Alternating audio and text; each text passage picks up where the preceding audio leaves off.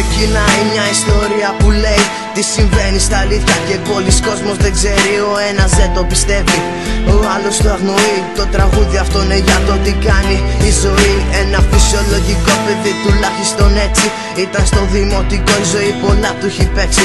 Στο γυμνάσιο άρχισε να διαλέγει παρέες και να ανοίγεται έξω από το σχολείο για νέες γνωριμίες με φίλους, που δεν σημαίνει πως αυτές ήταν καλές. Έτσι νόμιζε αυτός, ήθελε να εντυπωσιάσει και να κερδίσει κορίτσια, μα δεν το πετύχε, ναι, και του το έλεγα στα ίσια. Δεν άργησε λοιπόν, με λίγο πίεση από άλλους έμπλεξε σε ναρκωτικά. Δεν σκεφτόταν καθαρά, εξαρτήθηκε από αυτά. Έγινε κατεστραμμένος και μείνε εκεί στον εθισμό φυλακισμένος. Λοιπόν ήταν πιτσίρικας από μικρός χωμένος. Χώθηκε σαν ναρκωτικά και από αυτό ήταν εξαρτημένος. Χώθηκε στα κόλπα, χώθηκε για τα καλά. Έμπλεξε πολύ αγριά και χρωστούς πολλά λεφτά. Έπρεπε να ξεχρεώσει μα δεν είχε καθόλου.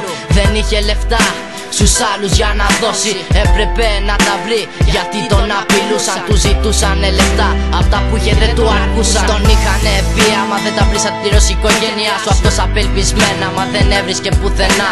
Η οικογένειά του φτωχή δεν είχαν καν να φάνε και όλοι πάνω του σαν σκυλιά να τον φάνε. Δεν ήξερε τι να κάνει, τη ζωή δεν την απολαμβάνει και πήρε την απόφαση να πεθάνει.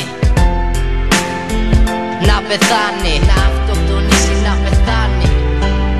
Μια ιστορία την πραγματικότητα βγαλμένη. Δυστυχώς έτσι είναι, δυστυχώς έτσι συμβαίνει. Δεν ξέρω τι ξέρεις, δεν ξέρω τι νομίζεις. Εγώ λέω τι παθαίνουνε, κοιτά να μην το ζήσεις. Μια ιστορία την πραγματικότητα βγαλμένη. Δυστυχώς έτσι είναι, δυστυχώς έτσι συμβαίνει.